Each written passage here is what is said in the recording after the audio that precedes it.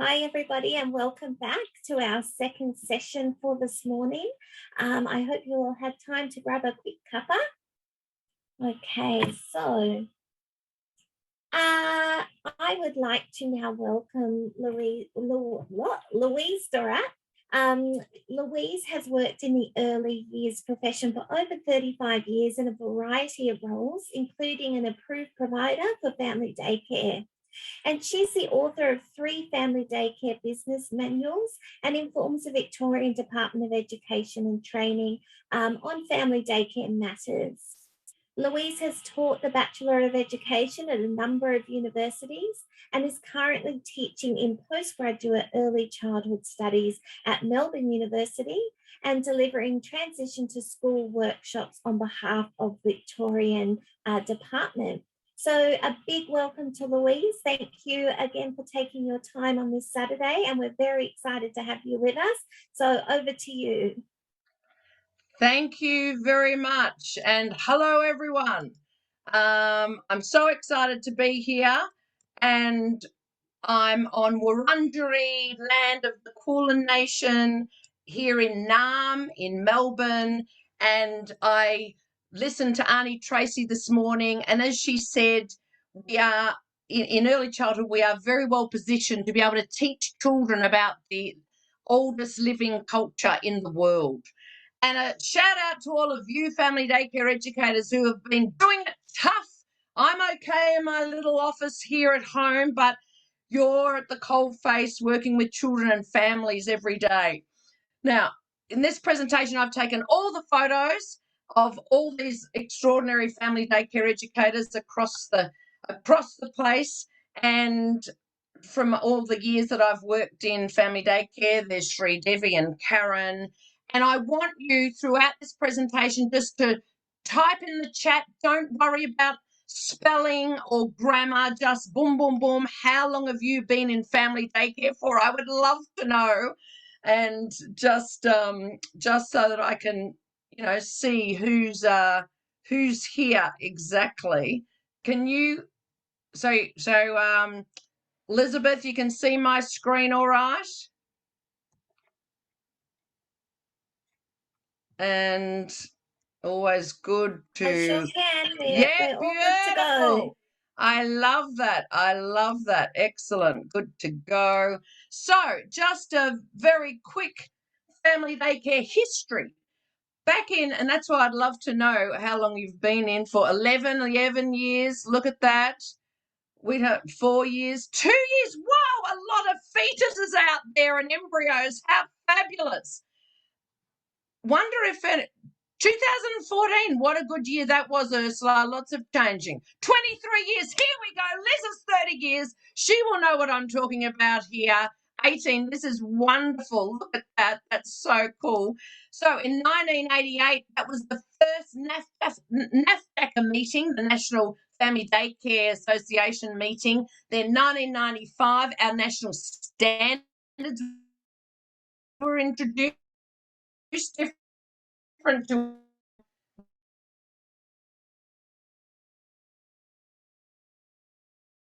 national quality standard. Insurance accreditation, right in the chat. Do you remember that, all you experienced folk like myself?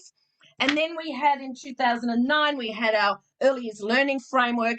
And in that time, I was, Family Daycare Australia chose a loudmouth from every state, and they chose me from Victoria so it was about 2007, and they chose me to represent family daycare with what we wanted in here for us.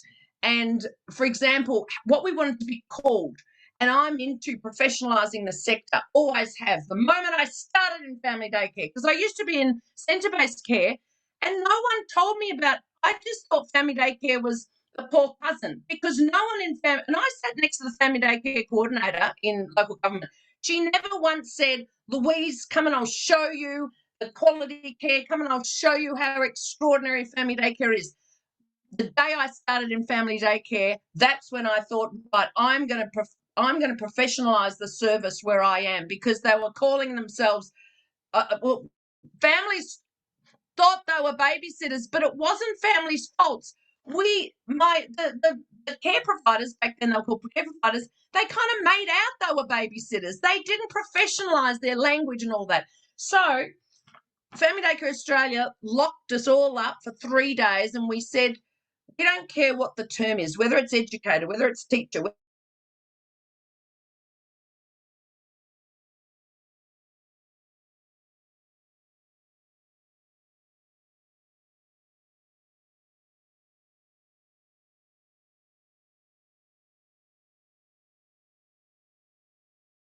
Perfect. And part of the national quality standard as well. So that means regardless of the service type, whether you're a child in a family daycare home, in a preschool, in an outside school hours, in a long daycare setting, it's the same respect. It's the same, experiences with interactions, with the physical environment, with the curriculum, all of that. So it's been tricky to get that,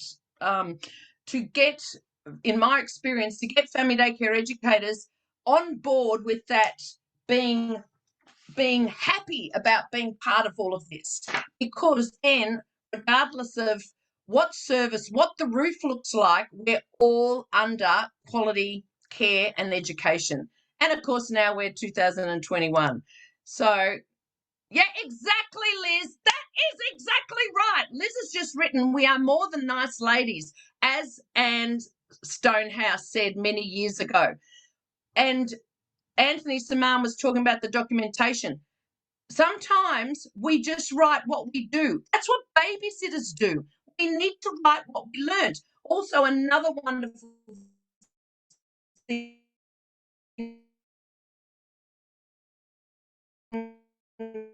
that happened in 2014 is, and 2000, and those, you need to know the theory behind the practice. No one's saying that you haven't got the experience, that you haven't got the knowledge, but we want to professionalise the field. So we lost a few, but I push them. I'm big into, if you've got your Cert 3, you've got to get your diploma. If you've got your diploma, you get your degree. If you've got your degree, you get your master's. If you've got your master's, you get your PhD. No, I'm only joking. So it's all that. It's we have to professionalise the sector. So the business principles are high quality service, pedagogy, partnerships and relationships, and professionalism. So that's what I'm talking about now. Yeah. So you would have noticed the difference, Margaret. Exactly. That's right. I'm keeping the chat on. I'm all right. So let's look at high quality service. When you go into a fruit shop, write down in the chat what makes it high quality. Why would you go back? Your favourite fruit shop. Why would you go back? Just whack it in the chat. Why? Tell me. Why would you go back to your favourite fruit shop? Aha! Presentation. Fresh fruit. Exactly. Quality, clean arrangement. Yep. Not super clean, but clean. Exactly. And quality, friendly service. That's it. Clean and welcoming, friendly service. Now, only one out of all of those, a million messages, has put, oh no, that's good. Value for money is good. No one has put cheap, which is, in family daycare, it's not about, it's the cheaper option. It's an excellent option. It's a paradigm shift in our thinking. So that's what good quality service is. We are running a business and we need to quality and price. Yeah, fresh fruit. So that is as in not old equipment. We need to be up with, and of course, I'm into play-based experiences, of course, so that doesn't cost a lot of money. And it's I know my hairdresser, who charges a fair bit, like a good price for a haircut, and next door to my hairdresser's, a new hairdresser salon opened, and it had out the front $6 haircuts, right, for men and women. Anyway, she lost a little business for a bit, but then was busier than ever. She then put a sign out the front, my hairdresser said, "We fix $6 haircuts." So if you charge peanuts, you get monkey. That's it. Warm environment. I love that. I love that. Sends good vibes. Exactly. And I know that sometimes I'll tell you, at a playgroup, I heard these educators chatting, and I went over and they stopped. I said, "What's up?" "Oh, it's just that, I've been around for a long time, Louise, and I've had a Tuesday, Wednesday vacancy forever. And also some of Thursdays I've got vacancies. Yet the new educator, you know, hashtag, she all of a sudden is full." Right. Anyway, she didn't say it like that. I just did that for dramatic effect. And I said, "That's interesting." So I went back to the coordination unit and I said, "What's going on with Kimwa?" And, she reckons she's vacancies for 2 days and been like that all year.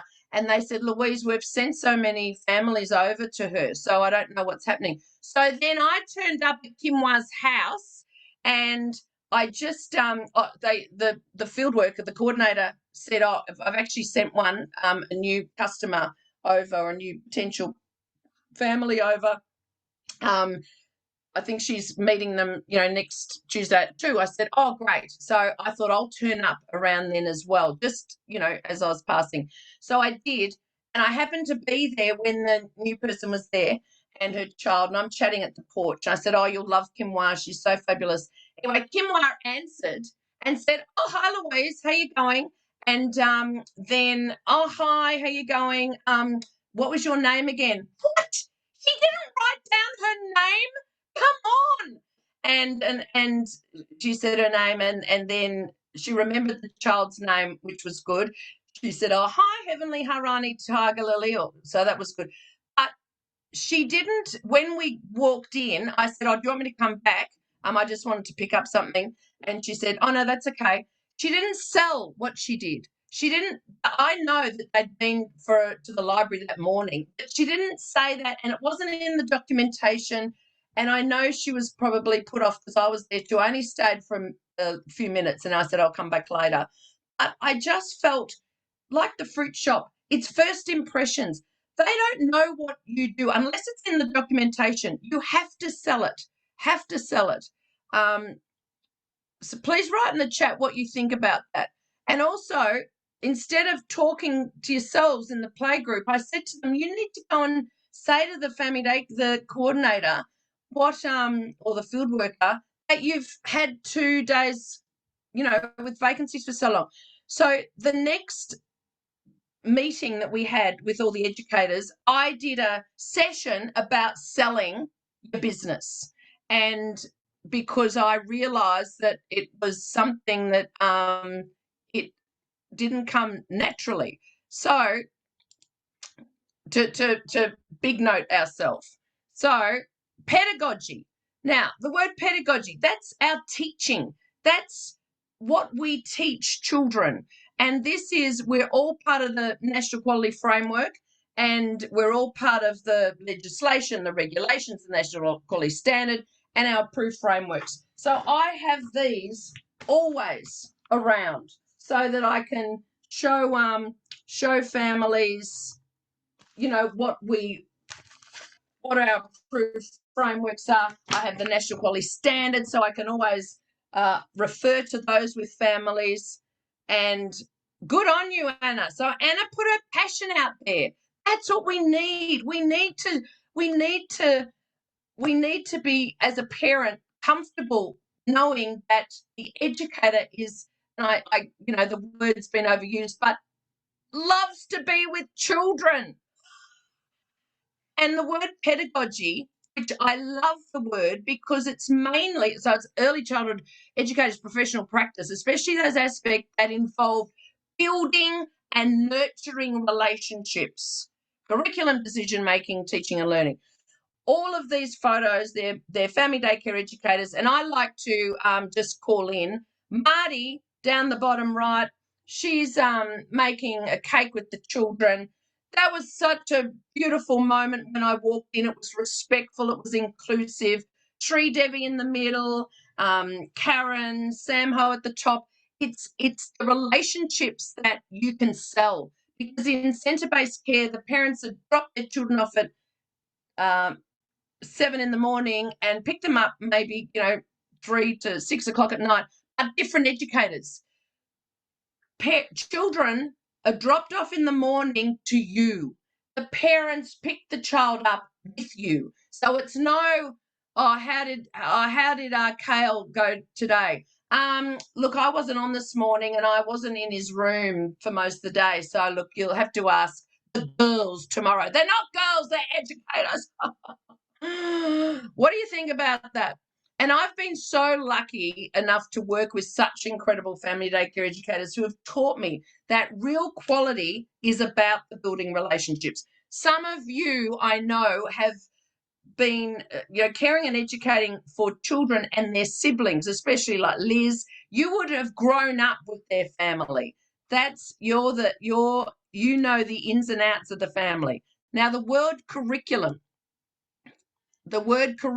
we'll go nuts with it, but really it's not just activities, it's the interactions, the experience, the routines, the events, the planned, the unplanned that occur in an environment designed to foster children's learning and development. So all of your routines, when you take the children to preschool and to school, around the block, when they're washing their hands, when they're putting their bags in, this is all your curriculum. This is what you need to sell. It's 5 children educated for 11 years. That's beautiful, Donna. I hope everyone can be reading all the chat. Been doing that for years. Good on you, Sapana. Exactly. And you have to sell what you do. When you're not there, they'll look through documentation. All documentation is different. I don't care if it's fancy pants, if it's software or by hand, whatever. It is the learning. Now, can you see the bottom photo of that was Janani? I was calling into Janet to see Janani in Naarm in Melbourne, and this child had made this. It was a Bali. He'd been to Bali and he had made this extraordinary construction. And I said, "Where's all the documentation for that?" She goes, she said, typical you, Louise. So she went up and got it and showed me, and I said, "Why isn't that next to what the child made?" The child went to, his name was Birkenstock. He went to Bali. He said, "I want to build something about Bali," and he drew the lights and the buildings. And so that is rich documentation. And then she wrote about it there with the photos of children making different constructions. And I said, now the learning is embedded in there, but I'd highlight the learning. I'd put, this is what learning took place.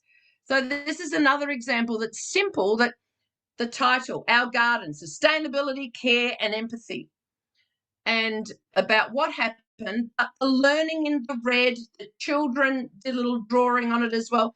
But have a look at the photo of the child in the middle, Carla saying to Hazel, "Would you like to water the garden?" Hazel didn't want to, but Carla kept doing it, and Hazel just watched.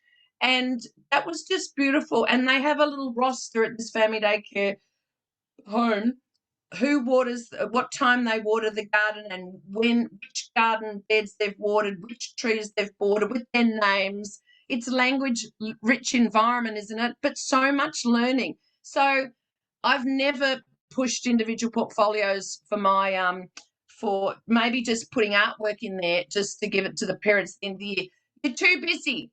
We just would have a book for kind of everyone in family day, like all of them, and because all the families are interested in all the children. But the confidential stuff, of course, that's private. But this individual portfolios is going nuts. Just, but the parents love it. Yeah, but they love half-price fees too, really.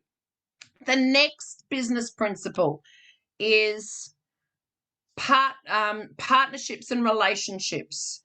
So Kayleen Kayleen, write it to everybody. Kayleen makes a photo book for the year, highlighting the various things we do and show this potential. Great. So that's just an added extra. That's not part of the regs. That's just a present at the end of the year.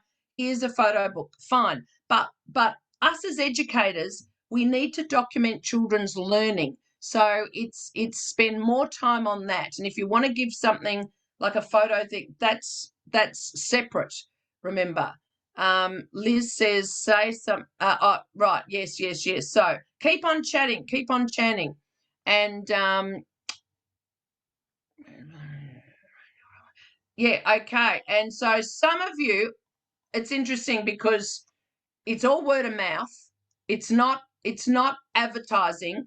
It's if you've provided great quality care and education for the children, they will want their other siblings. And some families plan their pregnancy around when you've got a vacancy. It's true. That happens. Now, this is not easy. Relationships are not easy because we're all different. When I job shared in family daycare, I didn't want someone like me. I made sure it was someone or our coordinators in like we had 4 coordinators or field workers, they were called back then, and I made sure they were all different because sometimes you need extroverts and ones that are kind of a bit full on. Other times you need someone that's really sensitive and respectful because that particular educator is going to respond better with Shelley than with me, Louise. So it's a great thing we're all different. However, it's difficult too. And this is where relationships and partnerships are so important. So there's me. I'm the coordinator, I was the approved provider. Now Margaret was one of the educators. When I started in family daycare, I'd been 20 odd years in long daycare, and she'd heard that the new coordinator was from long daycare, and she was a loud one. Everyone said, "Oh my God, you've got Margaret Nicholson at your scheme where you're going to. She's one of the family daycare Australia directors." And I'm thinking, oh my goodness. So my first day I said to the brilliant admin person, drive me to Margaret's house because I wanted to know all about family daycare. She said to me, "You're not going to turn us into long daycare centres." That was the best thing she said. I said, well, this needs to be a partnership. So we chose the loudmouths out of about 70. Margaret chose the other 3. We met once an hour a week or every couple of weeks, and we went through the policy book. We went through the things that we didn't like about the policies. We worked together. So we had such robust discussions. And Margaret knows I say this because we used to, the 2 of us, go around Australia and talk about partnerships and business models, etc. So she agreed that the family daycare looked at as the poor cousin. We also were the first in Victoria to deregulate. So independent fee setting, which I thought, why hasn't that happened? So I did that within a month of me starting with Margaret and all the other brilliant educators' help. So therefore, they had to, if they provided a good quality service, then they charged appropriately. So we started talking about this at other services in Melbourne. And then Family Daycare Australia asked us to write a business book, which we did.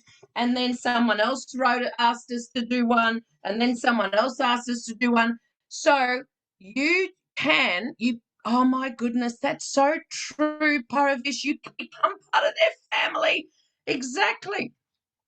You can download this. It's just, if you just Google My Home, My Business, Family Daycare, or Louise Dorrat. We wrote this last one, and it was updated a couple of years ago with the department as well, and it's everything that I'm talking about. Yeah, exactly, Rhonda. That's that's half a cup of coffee, isn't it? Crazy.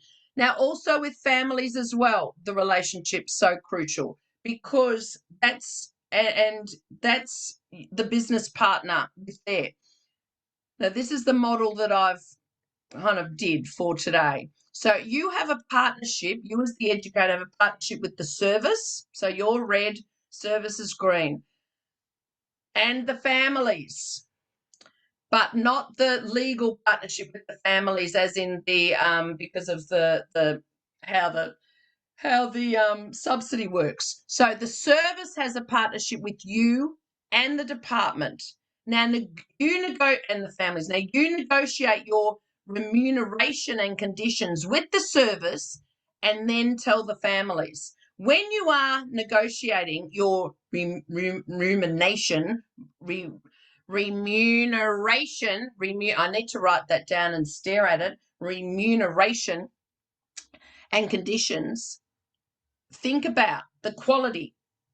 If you provide a crappy service, well, then just charge peanuts. But if you provide a good quality service, you need to charge a proper fee. And I would tell the family daycare educators to have a look in the area at the long daycare centres fees. But remember, some of you provide food, some of you take your children to, when I'd say, well, do you add that in? Well, no, I don't mind walking them to school. It's not about I don't mind. It is a service that needs to be paid for. And think about your qualifications. So those of you who have a diploma, those of you who have a degree, charge more. You are not a charity. You are not a charity. Yeah. Okay, so how the blazes do I talk to families about fees when we are all friends? And when they buy me such good Christmas presents at the end of the year, or when my son plays with their daughter Astra at the basketball. So AstraZeneca and Joe play basketball together, and sometimes the parent picks up Joe and takes him home. Irrelevant. It's separate. You've got to have a boundary. So it's when you put for example, here is my new fee schedule. It takes effect 3rd of January. Not, here's my new look, sorry, it's just that I had to put it up a little bit because, Jerry's been out of work and did it. Irrelevant. You look at what your service is worth and also what you need to earn for your living. So do not apologise, do not explain, do not defend. It's a service you're providing that needs to be paid for. Please write in the chat, what do you think about this?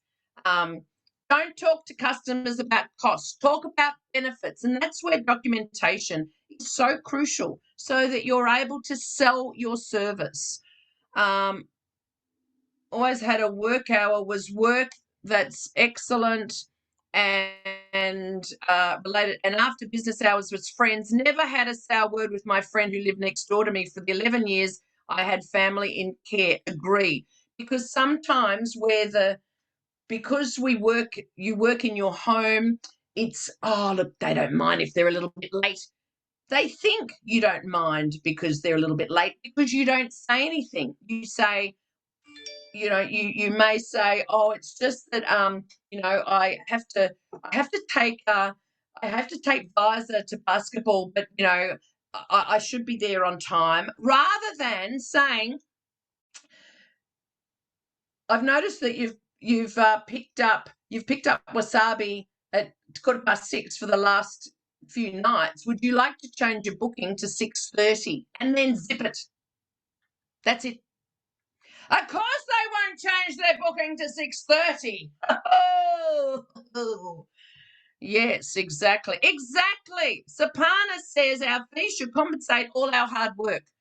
Please put that in our in everyone's. Now, this is the problem. Things are not always honky-dory. I'm battling with myself for a few months. I haven't still, right, okay. Yes, and you haven't done it for a few years. That's crazy. Please write it to everyone. Someone just wrote in and said they haven't put their fees up for the last 7 years. I'm planning to put it up for next year, but I'm battling with myself for a few months and I haven't still sent the email out. Just wait till the end of this session. Now, things are not always hunky-dory, just like that. Some of you are nervous. It's not always peaches and cream. And you know why? Because most of us are women and we're not taught about being assertive. Now, this is the types of communication. Most of us, in the animal kingdom, we either fight or flight. In the human kingdom, the people that fight in the red, they're aggressive. You need to, you need it. the people that flee are passive or submissive. Most of us in family daycare are women, and we are passive. And because we want to be liked. We aim to please. We over sorry. Oh, sorry. It's just that I've got to run out. And this is because the parent's late and you're saying sorry because you've got to get somewhere. We all want to be friends. Professor Gillian Rodd says it may be a feeling of low self-esteem or diminished sense of entitlement to avoid any possibility of criticism. It's interesting because, and so both of those are bad. We need to be assertive, which is, where's my dictionary? Here it is. Assertive is saying your view without putting the other person down. That's what assertive is. So it's I messages. I'm concerned that the last 3 nights wasabi's been picked up at 6:15. Zip it. Not you've been late 3 nights, or not, it's just sorry, it's just that it's kind of the last 3 nights is just I. We're good at it with children. We teach children to be assertive, don't we? When a child comes to us and says, "Oh, she took my truck," we say to her, we don't say, "Oh, what a bitch," do we? We say, "You need to go and tell her what you think about it." That was my truck. We teach children to be assertive, but we don't do it ourselves. Yes. And that is, and the fees at the weekend, they have to be higher. Overnight fees have to be higher, for goodness sake. So aggressive is starting with you. You need to understand. You need to know that I'm the coordinator and or I'm the CEO of my company, and sometimes I'm going to be late. So you listen, acknowledge yep, I understand you're the CEO and sometimes you're going to be late. However, you could either make your bookings till 6:30, and that gives you some leeway. Never try to say, well, why can't you get da-da-da to pick them up? Because that's not your problem. They have to sort that out. They've got to work out either, or why don't you ask your boss if you could leave early? Or why don't you get a train in and catch a da-da-da-da-da-da-da-da-da, whatever. That's their problem. You just got to focus on your business. So this is, and for those of you who collect fees, someone hasn't paid, and you're reminding them that the bill's outstanding, and they might say, "Oh, it's just that this is what happened where I was. I couldn't work out why people owed all this money, and because they said that they're struggling and Dada's out of work a bit. Well, there's special childcare benefit for that, isn't there? Or they need to pay little Birkenstocks ballet lessons." Yeah, exactly. They pay Birkenstocks ballet lessons or guitar lessons or footy practice, but they don't pay for family daycare service because they don't value your service as much as the other service, or the other service say, if you don't pay, I don't play. Okay, so I'll read those in a minute. There's some great ones in. When you value yourself and value your service, you will naturally spend time and money on the profession. You'll want to mow the lawn, clean the windows, do the documentation. It's a cycle which results in a relationship quality and a service that parents will respect. Exactly. If we don't respect ourselves, and what do they see when they come in the front door? Then how can they respected the fee? Now, this is the key. This has changed my life. This is the key. So give them, so your colleague, the family daycare coordinator, the field worker, the parent, give them the opportunity to speak, listen, acknowledge, and then what's my position, and repeat it in a respectful way. So, for example, to a parent who is late paying fees, they might say, "Oh, it's just that I'm a bit short this week." So a passive response is, "Oh, it's just that I'm a bit short too, and and an aggressive payment is, well, if you don't pay, there's no care next week. We don't want either of those. Assertive is saying your position without putting them down. So listen, yep, I understand it's really difficult making ends meet lately, particularly during this time. And I know that you've had some, unfortunate events in your family's life too. However, so that's the acknowledged part. However, the fees need to be paid, and then zip it. That's it. Zip it. Wait for them to talk. Because we talk too much and we do this dialogue dance because we're good people and we feel for them. But we have to just zip. And it's interesting. I'm a big talker and I find it hard but I've trained myself to do this over the years. But in the early days, there was a listening kit for sale, and I thought I really need that because I always justify. It's always just that, oh, I did it. And where is it? Oh my God, it's right here. One more mentor, just let me get it. See that? I wasn't going to show you my listening kit, but I'll show you now. Oh, health and safety is all right. So I bought this, but you don't need to buy this. You can don't waste your money. So a listening kit, all it is a tea towel to put around your mouth. So save your money and just listen, acknowledge. Yeah, I understand that. However, my fees need to be paid. Or the fee, I don't often say I say the fees for Chappelle's care need to be paid. Zip it. That's it. You could say, I understand that costs of living for my business have increased too. You can, but down the track. I start with just, I understand that. Pretend you've got your listening kit on. To the parent whose child is sick, they bring in, it's just that Moon Chopper's a little bit sick, and it would be good if you pick, he's just a little bit sick. He's just thrown up a few times, but he's all right now. Same thing. Yep. And I really can't take him to work and I can't have a day off. So I'm sure he's going to be fine, right? So the passive one is, it's just that, it's hard. It's just, well, that's so hard that Sati's been throwing up in the night, or Moon Chopper or whatever, been throwing up in the night. And I understand it's so difficult for you. However, Moon Chopper can't stay here today because he's been throwing up in the night. Zip it. You don't have to say you can later say it's a policy of the service, however, but just unfortunately, Moon Chopper can't stay here today because he's so unwell. But but you don't understand, Louise. I've got this important meeting. I understand that, and it must be so difficult for you. However, Moon Chopper can't stay here.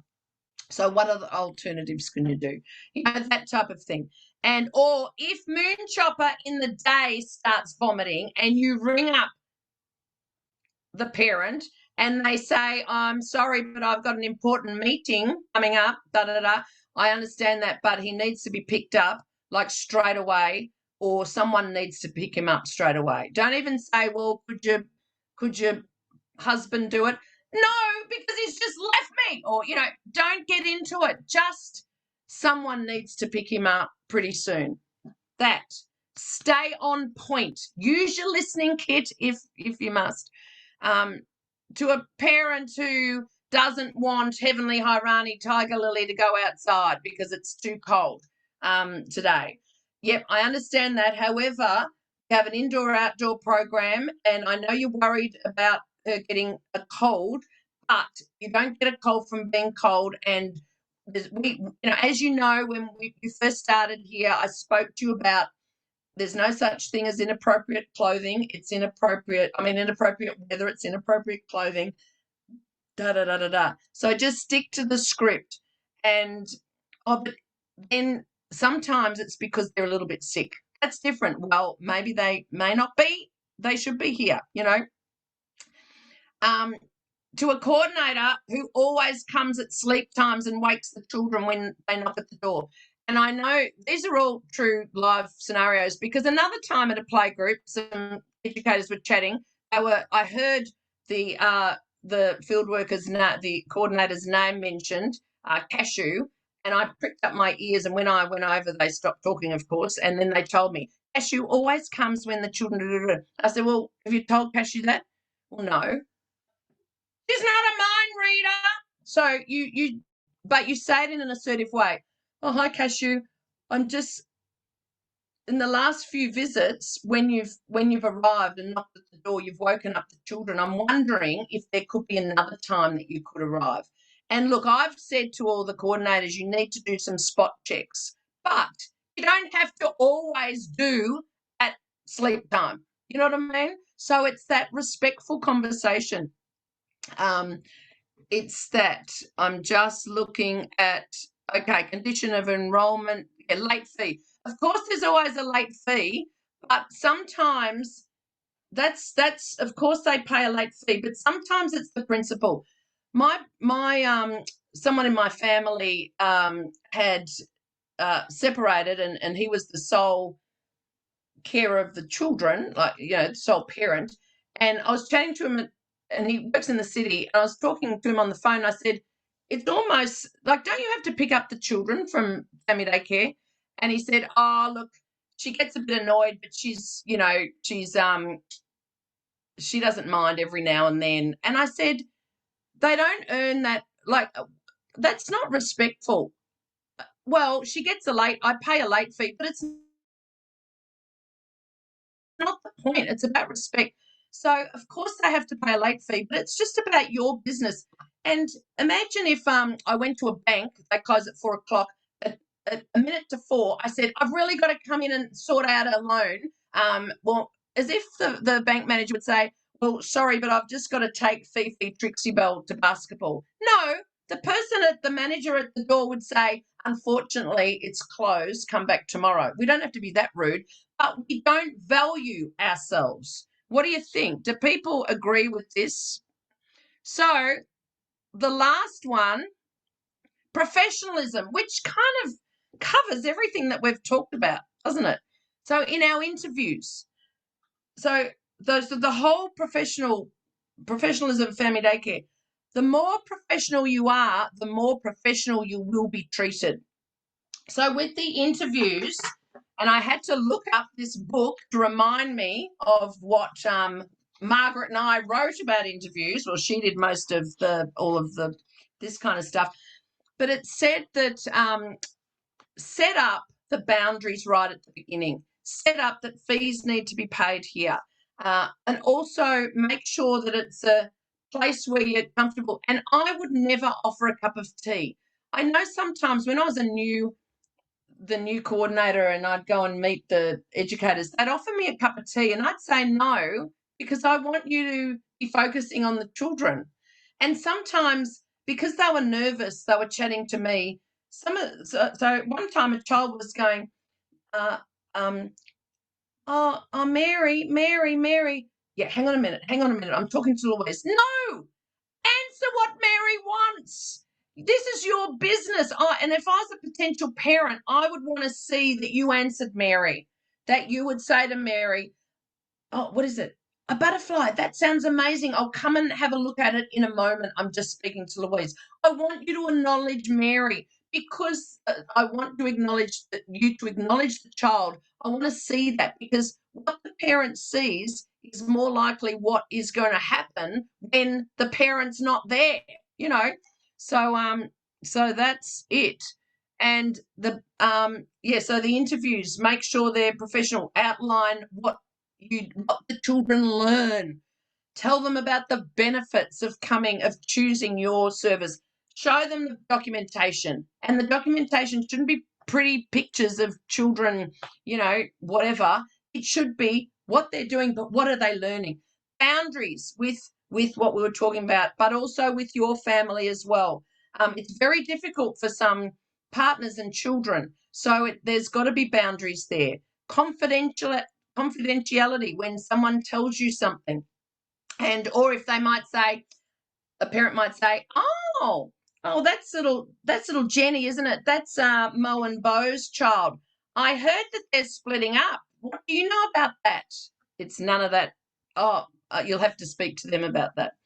The environment we've spoken about, and language, professionalizing our language. We're educators. You know, if the parent is saying to the child, here's Louise, she's your new carer. I'm an educator. Just that. I'm not a carer, just, I'm an educator. Just like that. As we said before, marketing, it's word of mouth. That's the best marketing tool. They will tell others. I mean, of course, create a business card if you want, and advertise if you want, and local paper and brochures at the maternal child health. But always sell your points. Small groups, flexible service, kinder drop-offs, placement with siblings. If you want a uniform, fine. I'm not into uniforms. Even when I worked at long day care, I'm not into uniforms. But that might be something that you wanted. I know the family day care educators where I work, they wanted one, so that's good. They had one if they wanted it. Sell what you do. Your job is crucial to all of us. So, educators, your practices and relationships you form with children have a significant effect on children's success in learning. Your business. And if you don't have a money tree in the backyard, or if you don't live with someone rich, it's up to you. You've got to be putting money away for super. So when you're working out your fee, you have to include that. You have to include 4 weeks leave. You have to. At the back of this book, I've got a chart of, it's 3 years old now, so you'd have to increase it. But so if you just Google My Home, My Business, it's at the back there, and you work out what you want to earn at the beginning. So what you want to earn, what you need to earn, what's a reasonable amount looking around, how many weeks of work? 48. You've got to divide it by 48. You want to work 48 weeks a year. That's about your well-being. How many hours per week? How many children per week? And then Roberta's your auntie. It's all sorted. So you're responsible for your remuneration. There it is written, easily said then. You must promote yourself.